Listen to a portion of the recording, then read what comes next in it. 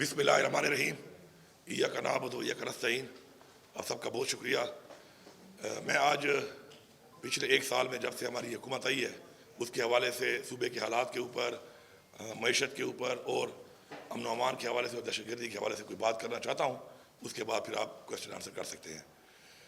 सबसे पहले तो जब हमने ये सूबा आके संभाला तो उस वक्त इस सूबे के अंदर 15 दिन की भी तनख्वाह के पैसे मौजूद नहीं थे और अल्हम्दुलिल्लाह हमने इमरान खान के विज़न के मुताबिक आकर यहाँ पे काम शुरू किया और आज अल्हम्दुलिल्लाह इस वक्त हमारे पास 169 बिलियन का हमारे पास सरप्लस मौजूद है, जो तकरीबन 3 महीने की तनख्वाह बनती है सूबे की।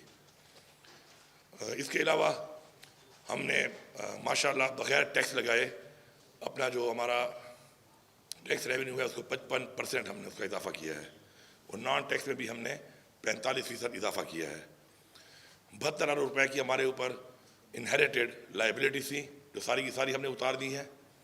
इसके साथ साथ अपने डेवलपमेंट के हवाले से हमारा जो रिसिप्ट आती हैं उसके मुताबिक एक बजट बनता है और एलोकेशन रखी जाती है उसकी, तो माशाल्लाह उससे बढ़कर चूँकि पैसा हमने इकट्ठा कर लिया है तो 30 अरब रुपया उससे बढ़कर बजट से अपनी डेवलपमेंट स्कीम्स को भी हम इस रवां साल में दे रहे हैं जो शुरू है इस वक्त। हमारे ऊपर जब हमने हुकूमत संभाली तो 752 अरब रुपए का कर्जा था और हमने 1 रुपया कर्जा भी नहीं लिया और 50 अरब रुपए कर्जा उतारा भी है इस सूबे की आवाम के ऊपर जो कर्जा डाला गया था। साथ साथ पहली दफ़ा हमने इमरान खान के विज़न के मुताबिक कि एक खुद मुख्तार कौम जो है वो कभी कर्जदार नहीं होती, तो हमने 30 अरब रुपए से जो शुरू किया है अपना एक हमने एंडोमेंट का एक डेब्ट फंड जो है बनाया है जिसमें 30 अरब रुपए हम डाल चुके हैं और इंशाअल्लाह उसको हम इसी साल 50 अरब तक लेके जाएंगे और ओवरऑल हमने इसको 150 अरब तक लेकर जाना है। इसके अलावा अल्हम्दुलिल्लाह हमने सूबे में उन प्रोजेक्ट्स पर फोकस किया कि जिन प्रोजेक्ट से सूबे के अंदर सूबे की जो वो पोटेंशियल एरियाज़ हैं जहाँ से रेवेन्यू आती है उनके ऊपर हम इन्वेस्ट करें। उस पर हमारा काम शुरू है। हमारे पास एक हाइडल का जो है नेट हाइडल का बहुत बड़ा हमारे पास एक पोटेंशियल है, उसके ऊपर हमारा जो काम अभी शुरू है। मुझे इंशाल्लाह पूरा उम्मीद और यकीन है कि 2028 तक हम 500 मेगावाट बिजली अपनी तैयार करेंगे और ट्रांसमिशन लाइन हमारे पास नहीं है, उसके ऊपर हमने काम शुरू कर दिया। 18 अरब से काम शुरू हो गया, तकरीबन 157 बिलियन की ये इन्वेस्टमेंट है और अगर यहाँ पे हमारी बिजली तैयार इंशाल्लाह हो जाएगी, साथ में हमारी लाइन बिछ जाएगी, तो हम जब इंडस्ट्री को सस्ती बिजली देंगे तो एक तो सूबे का बहुत ज़्यादा रेवेन्यू भी बढ़ेगा और साथ में एक इंशाल्लाह केपी जो है इंडस्ट्रियल हब बन जाएगा और इंशाल्लाह उससे रोज़गार भी आएगा और रेवेन्यूज़ भी आएंगे। हमने अपने तमाम प्रोजेक्ट्स के अंदर इस पैसे के आने के बाद अल्हम्दुलिल्लाह जो इजाफा किया है उसमें सबसे पहले आपने देखा पिछला माह रमज़ान और ये माह रमज़ान 20 अरब रुपये हमने अवाम के अंदर रमज़ान पैकेज के हवाले से जो है हम बांट रहे हैं। इसके अलावा हमारे जितने भी हमारे स्कॉलरशिप से मुख्तलिफ उन सब को हमने डबल किया। हमारे जितने भी एलिमेंट्री में हमारे जितने भी स्टाइपेंड से बच्चों और बच्चियों को उनको हमने डबल किया। उसके अलावा हमारा जो ज़कात दी जाती थी 12,000 रुपये उसको बढ़ा के हमने 25,000 किया। जो हमारा जहेज़ फंड था 25,000 रुपया एक बच्ची के लिए जो बहुत कम था, ना होने के बराबर था, उसको हमने 2 लाख किया और इसी तरह हर चीज़ को हमने बढ़ाया और अपने जो हमारे वो सेक्टर्स जिनके अंदर खसारे हो रहे थे उनके अंदर हमने अब उनको एंडोमेंट फंड देना शुरू कर दिया ताकि उन्हीं से पैसा आता रहे और उन्हीं पैसों से हम बजाय ग्रांट दें बार बार और पैसा ज़ाया हो आवाम के टैक्स का पैसा, तो अपने उस एंडोमेंट फंड से पैसा भी महफूज रहे और साथ साथ जो है उसके अंदर वो इदारे जो हैं अपने पाँव पर भी उन्हें खड़े करने हैं। तो उसमें भी हमने तकरीबन हर उस सेक्टर के अंदर 2-2 अरब 4-4 अरब डालना शुरू कर दी हैं, जिनमें यूनिवर्सिटीज़ हैं, जिनमें वासाज हैं, जिनमें TMAs हैं और इंशाल्लाह हमारा टारगेट है कि इस साल दिसंबर तक हम इंशाल्लाह इन तमाम को इस एंडोमेंट फंड के ज़रिए खुद मुख्तार कर देंगे और वो कम अज़ कम हमारा ग्रांट का पैसा ज़ाया नहीं होगा। उसी पैसे को सेफ रख के उनके जो लाइबिलिटीज़ हैं उसी से अपनी वो पूरी करेंगे और फिर पाँव पे भी खड़े होंगे। इसके अलावा हमारे पास सूबे में जो और पोटेंशियल्स हैं जिसमें माइनिंग है वो एक बड़ा पोटेंशियल है, उस पर हम काम कर रहे हैं। आपने देखा कि पिछले पाकिस्तान बनने से लेके अब तक माइनिंग में इलीगल प्लेसर गोल्ड की माइनिंग हो रही थी और उसमें हिस्से ही लोग ले रहे होंगे, जारी बात है। तो हमने उसमें से सिर्फ 4 साइट्स को हमने जब ओपन ऑक्शन किया ट्रांसपेरेंट तरीके से तो उससे हमें 5 अरब रुपये आया है और इंशाल्लाह हमारे पास और इस तरह की बहुत साइट्स हैं जिस पर हम काम कर रहे हैं। साथ साथ मैं यहाँ पे ये बताना ज़रूरी समझता हूँ कि ये पैसा हमने टैक्स लगा के हासिल नहीं किया या कोई यहाँ पर कोई CM हाउस में या कोई इधर से ट्रेड में कोई ख़जाना नहीं खोदा। ये सिस्टम के अंदर ये पैसा मौजूद था। सिस्टम के अंदर ये पैसा कहाँ जा रहा था, किन की जेबों में जा रहा था, ये आप खुद अंदाज़ा लगा लें। लेकिन अब वो सारा पैसा इकट्ठा करके हम सरकार के ख़जाने की जेब में लेके आए हैं, और ये एक बहुत बड़ी अमाउंट है जो मैंने आपको बताई है। और इसमें अगर मैं डिटेल में जाऊँ तो और भी छोटी छोटी बहुत चीज़ें हैं, लेकिन एक मैंने आपको परफॉर्मेंस के लिहाज से मैंने बता दी है आपको कि ये है पख्तूनख्वा की हुकूमत की परफॉर्मेंस। और कोई भी इसे अगर एवेलुएट करना चाहता है अपनी परफॉर्मेंस को, कोई मुनाजरा करना चाहता है इसके ऊपर, या जो मैं फिगर बता रहा हूँ उस पर अगर मैं कोई गलत बयानी कर रहा हूँ तो उसको भी आइडेंटिफाई कर सकता है। और हमने उसमें अपनी जो बुक शाया की है, अपनी परफॉर्मेंस की 1 ईयर बुक, उसमें भी हमने ये इंश्योर किया है कि थोड़ा है या ज़्यादा है हम वही लिखेंगे जो हमने किया है। हम औरों के कामों पर भी तख्तियाँ लगाने वालों में नहीं है। अगर मैं उस डिटेल में जाऊँ तो वो एक बहुत लंबी डिटेल है।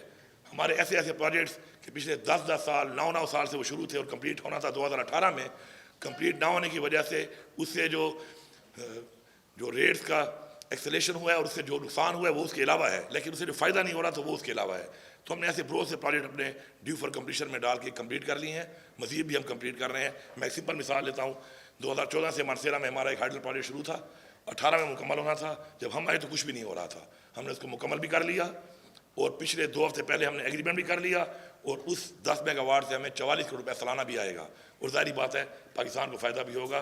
फॉलोड बाय 2 महीने में और भी 2 हैं तकरीबन 50 मेगावाट के, वो भी हम इंशाल्लाह सिस्टम में डालेंगे तो उससे 4 अरब रुपये आएगा। उसमें भी काम तेज़ी से जारी है। तो हम फोकस कर रहे हैं उन प्रोजेक्ट्स के ऊपर, इन्वेस्टमेंट्स कर रहे हैं उन प्रोजेक्ट्स के ऊपर जो सूबे को पाँव पे खड़ा करें, और ये उसका माशाल्लाह जो रिज़ल्ट है मैं पूरी टीम का, पूरी अपनी गवर्नमेंट का, अपने पार्लियामेंटेरियंस का कि उन्होंने सपोर्ट किया इस चीज़ को, अपनी कैबिनेट मेंबर्स का और अपनी ज़ाहिर बात है ब्यूरोक्रेसी का, अपने तमाम जो लोग इसमें इन्वॉल्व थे उन सब का शुक्रिया भी अदा करता हूँ और उनको खैर तहसीन भी पेश करता हूँ। दूसरा जो इशू हमारा है बड़ा, वो ज़ाहिर बात है दहशतगर्दी, अमन व अमान इस सूबे का। मैं जैसे ही मैंने बहसीयत वज़ीर आला अपना ये ओहदा संभाला तो पहले ही हफ्ते में मैंने अपनी जो मेरी ज़ाती इस सूबे में, ज़ाहिर बात है मैं रहा हूँ, इस सूबे का मैं पैदा हुआ हूँ, ये सूबा मेरा सूबा है तो मुझे सूबे के हालात का अंदाज़ा बखूबी है। तो मैंने बहसीयत चीफ एग्जीक्यूटिव जाकर वहाँ पर इस पर बात की कि आप पहले तो ये बताएं कि ये हालात ख़राब क्यों हुए, ख़राब करने की वजूहात क्या हैं, और वो वजूहात मैंने आइडेंटिफाई की। एक दफ़ा सब के सामने दोबारा मैं करना चाहता हूँ। इमरान खान के दौरे हुकूमत में ये चीज़ ख़त्म हो चुकी थी। आप रिकॉर्ड की बात करूँगा, आप देख लें कितने धमाके हुए, कितने हमले हुए, फोर्सेस पे हुए, खुदकुश हुए, आप वो देख लें 2018 से लेके 2021 के एंड तक जितना भी वो टाइम था आप देख लें उसमें। उसके बाद क्या हुआ, उसके बाद पूरी रियासत और तमाम इदारे वो एक पार्टी को ख़त्म करने के चक्कर में पड़ गए और उन्होंने पूरा फोकस कर दिया एक पार्टी के ऊपर, उस पार्टी की लीडरशिप के ऊपर, उनके वर्कर्स के ऊपर, उनके कैंडिडेट्स के ऊपर, और एक पार्टी को ख़त्म करने के ऊपर जब सारी की सारी अपनी उन्होंने स्टेमिना, अपनी सारी कुव्वत वो लगाना शुरू कर दी तो वो जो उनका काम था वो उनसे रह गया और उसका रिज़ल्ट ये निकला कि ये चीज़ दोबारा उभरना शुरू हुई और उभरते उभरते आज वो यहाँ तक पहुँची है। लेकिन मैंने डे 1 में इनको कहा कि आप जो यहाँ पे पॉइंट स्कोरिंग करते हैं पॉलिटिकल, ये नहीं करनी चाहिए। पख्तूनख्वा के और बलूचिस्तान के हालात कुछ और हैं। हमारी बॉर्डर्स पर वो इलाका है जिसके अंदर सुपर पावर से कई दहाइयों से जंगें हो रही हैं और सिर्फ जंगें नहीं हुई, शिकस्त दी गई है सुपर पावर्स को। तो उनके हालात को कंपेयर करना विद पंजाब और विद सिंध ठीक नहीं है। अनफॉर्चुनेटली यहाँ पे पॉलिटिकल पॉइंट स्कोरिंग शुरू हो जाती है और गवर्नमेंट की इन चीज़ों को हटाकर कभी एक तरफ लगा लेते हैं, कभी दूसरी तरफ लगा लेते हैं। तो मैं आज ये बरमला कह रहा हूँ कि ये इनकी नाअहली है, जिम्मेदार लोगों की नाअहली है, फेडरल गवर्नमेंट की नाअहली है, इदारों की नाअहली है कि आज ये हालात यहाँ तक पहुँचे हैं और अब भी इनको होश के नाखून लेने चाहिए। अगर अब भी इसी तरह ये बैठ के फैसले वहीं पे बैठे करेंगे और हालात को देखकर आगे नहीं बढ़ेंगे तो हालात मज़ीद भी ख़राब होंगे। मैंने इनसे कहा कि हमें अफगानिस्तान से मुज़ाकरात करने चाहिए, इन्होंने मेरे ऊपर तनकीद शुरू कर दी, जबकि मैंने कोई ऐसी अजीब बात नहीं की थी। पूरी दुनिया में मुज़ाकरात से ही मसाइल हल होते हैं। उसके बाद कई महीने गुजरते गए, मैं बात करता रहा, आखिर में आके इन्होंने कहा कि ठीक है आप मुज़ाकरात के लिए आगे पेशकदमी करें और फेडरल गवर्नमेंट को मैंने कान बोर्ड लेके उनके लोगों को शामिल करके हम करेंगे। उसके बाद हमने उस पर काम किया, हमने जिरगे किए, हमने लोग बुलाए, हमने स्टेक होल्डर्स को बुलाया और हमने पूरी एक पहले छोटी कमेटी बनाई और साथ में हमने फॉलोड बाय बिगर कमेटी जो कि तमाम फिर अजला जो कि मर्ड डिस्ट्रिक्ट के हैं उनसे हम उनके मशरान को लेते और इनके लोग भी शामिल करते हुए देते और हमने इनको TOR तक भेज दिए, इनके कहने के मुताबिक TOR भेज दें। उनको TOR से गए हुए 2 महीने हो चुके हैं, 3 दफ़ा रिमाइंडर दे चुके हैं, लेकिन कोई अमल दरामद तो छोड़ दें, कोई बातचीत उस पर नहीं हो रही। आज आपके सामने ये हालात हैं, लेकिन मुझे फ़ख्र है इस बात पे। और अगर गवर्नमेंट की और हुकूमत की अमलदारी की बात हो तो उसका सबूत ये है कि पख्तूनख्वा की पुलिस मुकाबला कर रही है। अवाम तो कर ही रही है, पहले दिन से कर रही है, पख्तूनख्वा की पुलिस भी मुकाबला कर रही है और वो नज़र आ रही है कि वो मुकाबला कर रही है। इसका मतलब है कि हुकूमत की अमलदारी इस सूबे में मौजूद है।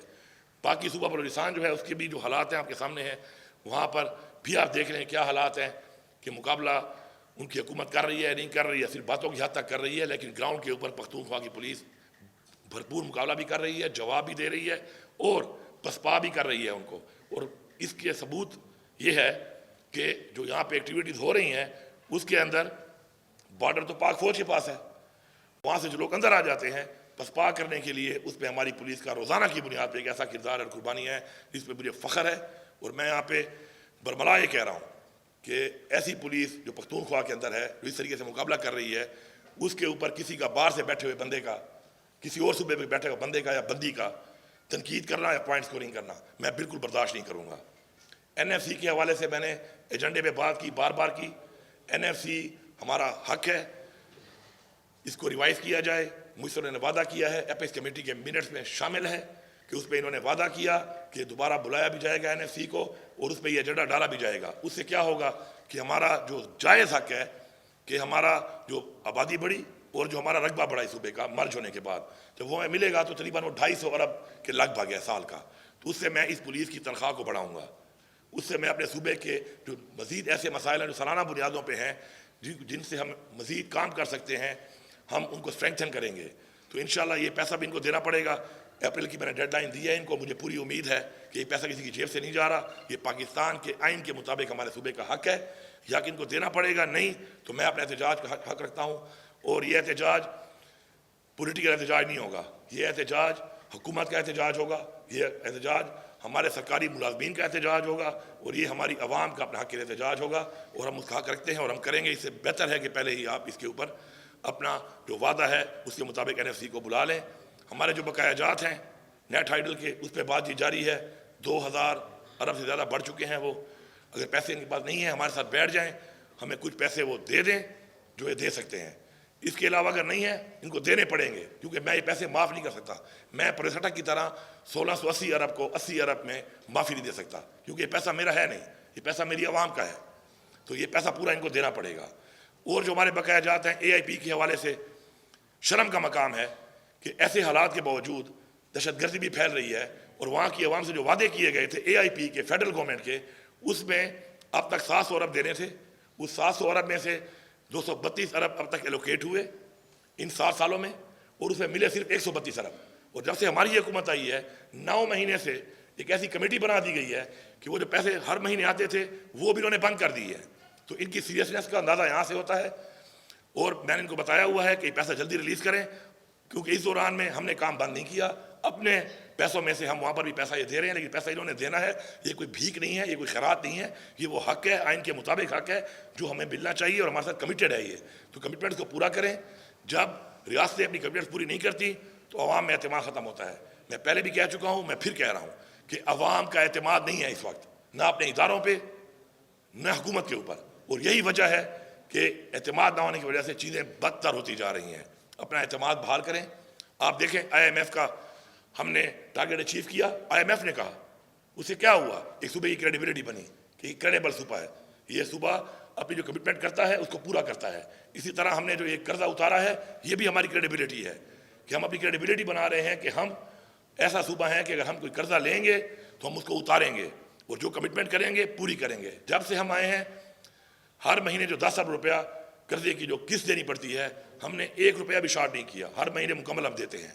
वजह क्रेडिबिलिटी मैटर्स। आप क्रेडिबल होंगे तो दुनिया में आपकी एक पहचान भी होगी, आपका एक नाम भी होगा, लोग आप एतमाद भी करेंगे और इन्वेस्टमेंट भी करेंगे। आप क्रेडिबल नहीं होंगे तो आपका पड़ोसी भी आप एतमाद नहीं करता, कोई और मुल्क या कोई और इन्वेस्टर तो बहुत दूर की बात है। तो ये कुछ चीज़ें थी जो मैं आपके सामने हाईलाइट करना चाह रहा था।